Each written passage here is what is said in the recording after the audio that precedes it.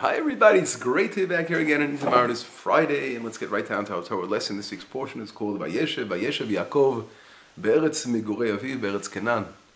Jacob is dwelling in the land of his father, in the land of Canaan. Wow, think about it, just dwelling in the land, relaxing. It's exactly what our sages teach us. Jacob wanted to relax. After being through such trials and tribulations with his father-in-law, and then his brother running after him, he finally wanted to relax, a little relaxation, but God says, I'm sorry, the crisis of Joseph is going to come to play now, because in this world, for righteous, there's no rest. You got to work very hard to bring about the Mashiach, to bring about the redemption. And of course, within Joseph's being lies the Messiah of Joseph. It's one of our, as we know, it's a two-stage process according to Judaism, how we look at the whole Messiah picture. And here, Yaakov has no chance to rest because things have to develop in the world. Things have to come to play. There's one great expression that we've mentioned many times, a principle of Torah, Maseh avot siman lebanim. What our forefathers go through is a sign to what the children are going to go through. We spoke about this many times over. And if you want to really see what's going to be in the future, what's going to happen, all you have to do is study in depth the Torah, and you see whatever goes through, whatever the different historical and trials and tribulations that our forefathers actually experienced, their life story, their different ways of coping with crises, etc. These same things happen later on to the people of Israel. So if we look into those stories, we can actually see the future and see what's going to happen and what we're going to go through. And it's so clear in many ways. What I want to focus today is sort of a little comparison. On one hand, between Joseph and Judah, of course, to see these two sides, what do these two powers represent? As we all know, Messiah comes from these two sides. And on the other hand, understanding a little bit reflection of what has happened so far in the Torah, which is very interesting. Last week, we'll sort of sum it up with that, we learned about Jacob wrestling with the angel. And we know that within the Torah there is hinted the four kingdoms of the world, the major kingdoms that are going to rule the world throughout history, until eventually the Messiah is going to come, until eventually the God is going to, again, send us to the Redeemer of the world, of course, which is going to be, as we all know, in the land of Israel, we build our Beit HaMikdash, as the Rambam says. Well, what is the sign of Messiah? The sign is going to come, is going to gather up the exiles, again, bring it back to the land of Israel, which is of course happening nowadays today, building the temple, and of course dealing with the wars against Amalek, all the wars out there in the world, eliminating evil. Those are really the functions of Messiah. And if we look, as we said before, through the struggles of our forefathers, we see these same struggles that will take us to the end of days. Now, within the Torah itself, these four nations we just spoke about, the struggles that we have overcoming these evil forces of the world, which persecute Israel and have destroyed our temples, eventually we overcome these evil forces of the world. And that's a quick summary of what goes on. And this is brought down in the beginning of the Torah, when it says, "Bereshit bara Elokim et hashamayim et haaretz." In the beginning, God created the heavens and the earth. It says in the beginning of the Torah, "V'haaretz hayta tohu," and the land was tohu. Tohu represents the Babylonian exile, the Babylonian regime in the world.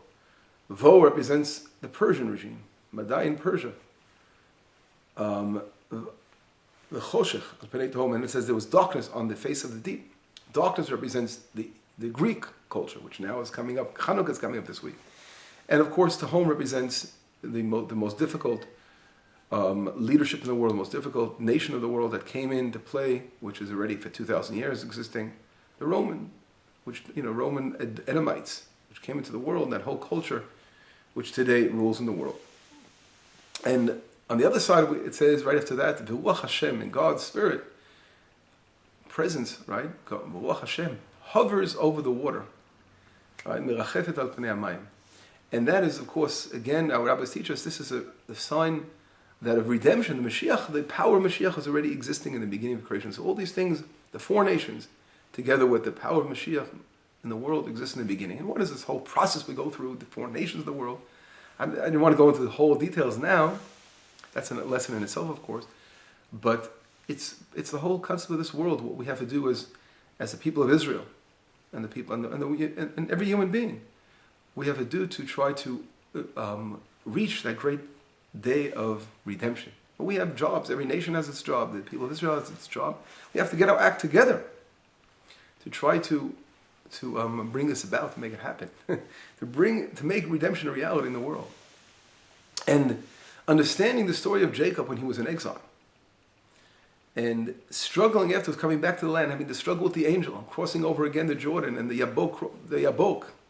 And he was, again, the whole struggle with the angel represents Jacob coping with the culture, the Edomite culture. Sarosh el Esav is Edom, the Edomites. And this is the most difficult struggle, which is not only, again, a physical struggle, it's a spiritual battle. And that's what the whole thing with the concept of the angel was, a spiritual battle of culture, of Torah culture and Torah values versus the values of Edomites, which is the values of materialism and uncleanliness, unfortunately.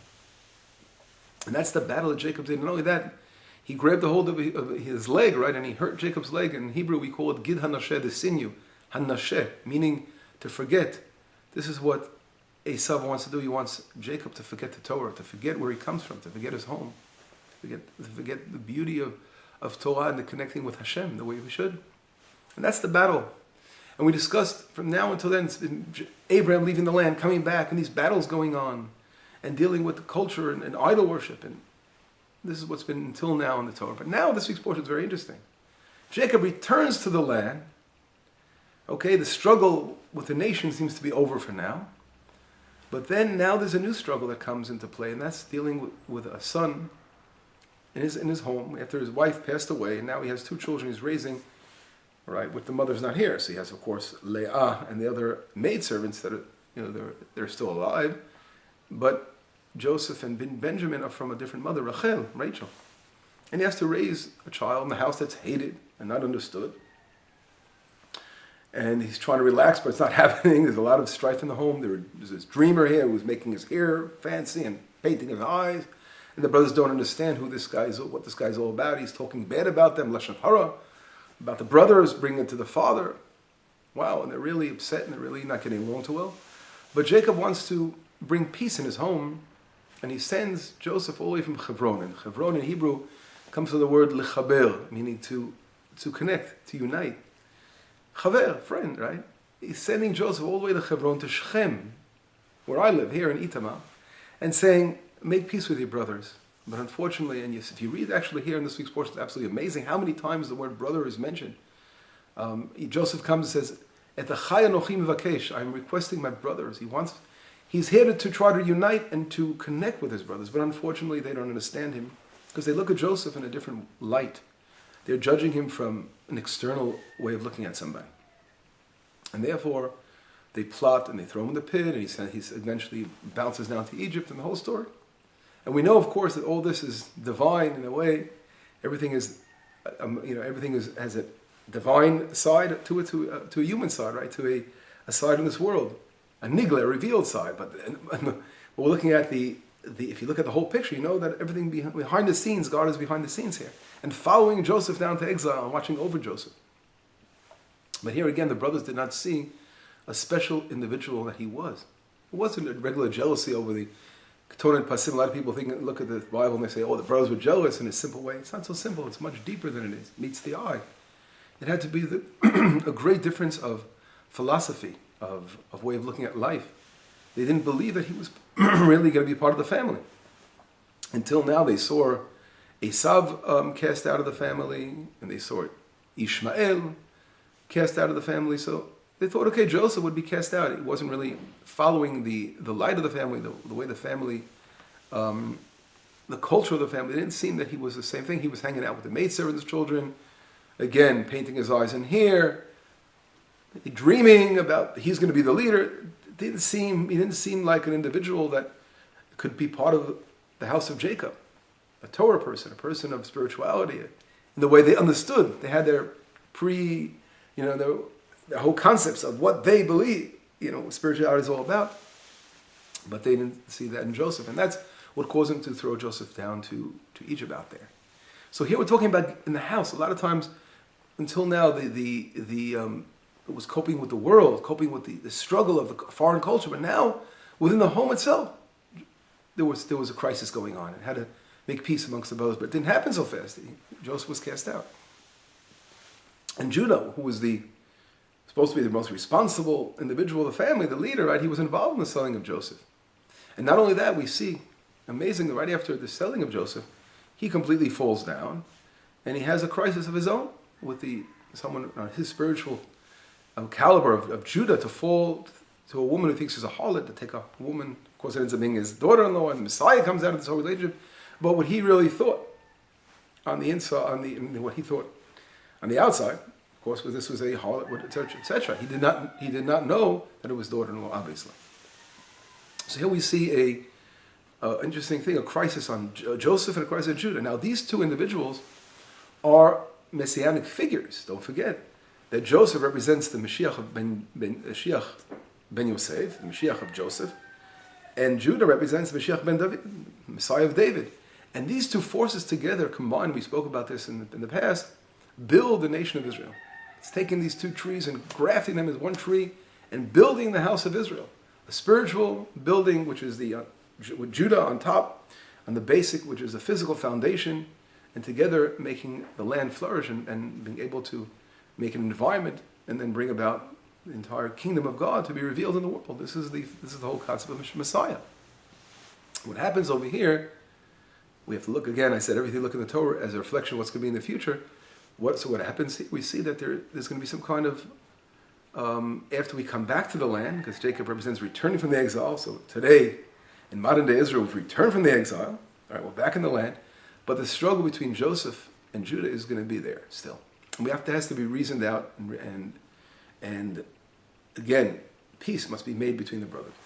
In the meantime, it's absolutely another important concept I want to bring out is that Joseph goes down to Egypt, right? The one who's supposed to be, the guy in the discotheque with his eyes painted, his hair all colored, and looking for all kinds of, he's thinking in a different light. He goes down to Egypt, and he's tempted with the most greatest temptation in the world. 12 months. The wife of Potiphar is saying, lie with me for 12 months. And 12 months he's overcoming this terrible, terrible temptation, which is trying to pull him into her trap and trying to make him commit a terrible sin. And Joseph at 12 months is being pounded by this. Lie with me 12 months, and is able to overcome this temptation. And it's so amazing. Judah doesn't overcome his temptation, but here Joseph overcomes his temptation. So we see people judging Joseph on the outside don't realize what kind of, in the inside, what kind of great potential spiritual individual he is and who he is. They didn't know who Joseph was. And here he's able to go out to the nations, to survive their culture and temptation, just like his father did. He was so much like his father. His father wanted to be killed by Esau, don't forget. And Joseph, the brothers wanted to kill him, right? His father was able to, again, survive out there in the house of Lavan. And here Joseph survives out there in most difficult situations. And his father was a dreamer, Joseph was a dreamer, right? They're all very, very similar individuals.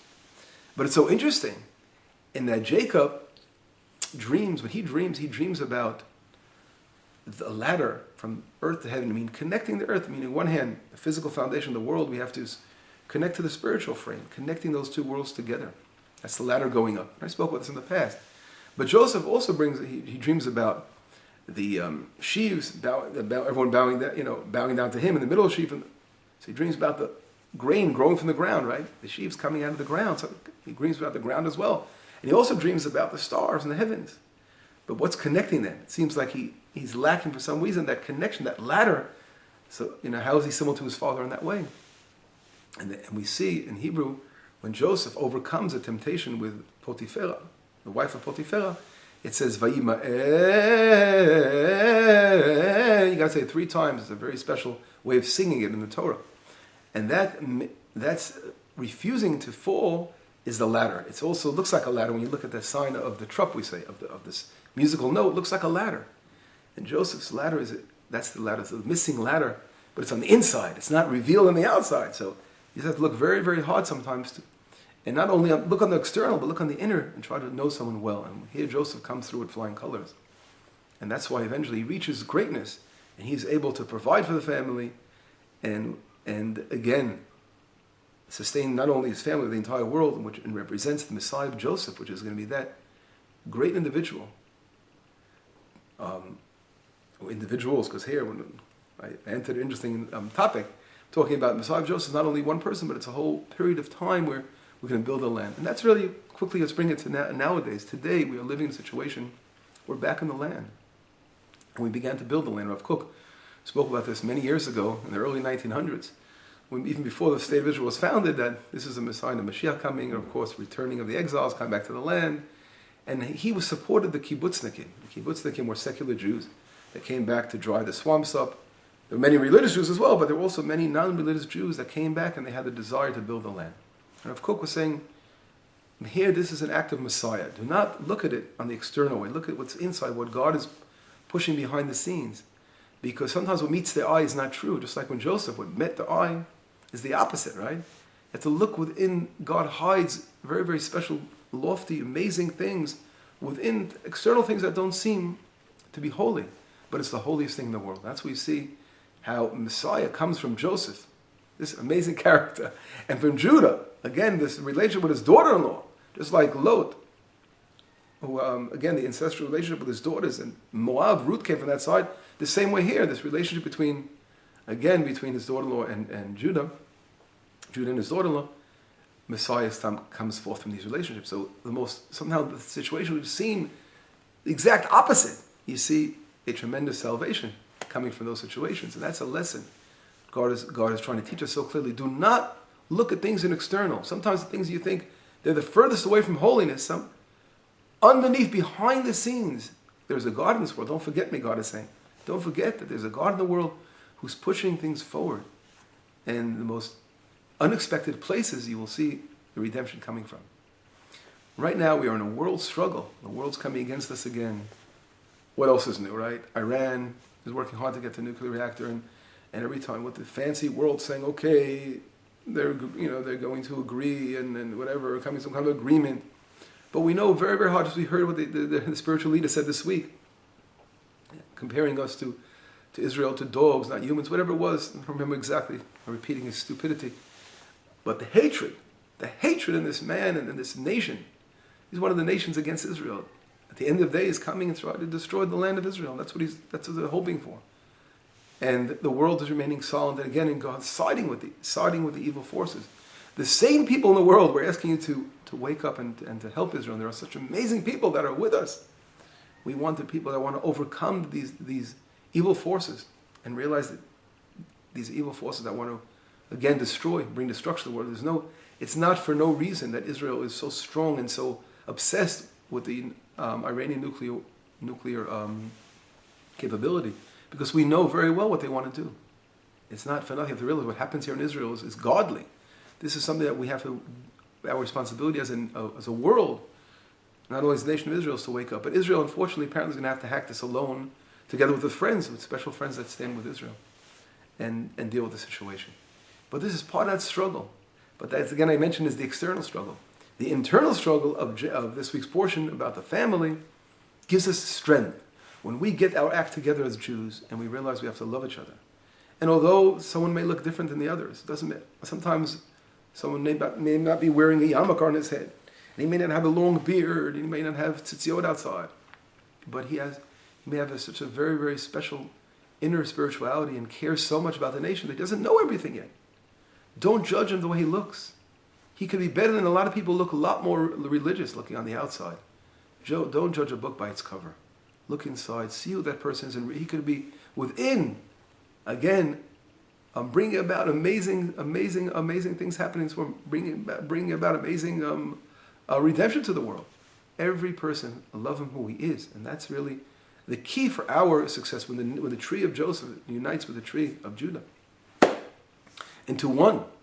And we are strong, get our act together, our message will be very clear to the world, and we will set the world straight. But when we ourselves are divided, that's when exile takes place. That's what happened. When the brothers were divided, what happens then? Boom, down to Egypt. Division causes exile. But when we unify ourselves, unification causes redemption. Shabbat shalom, b'sarot tovot, yeshuot v'nechama.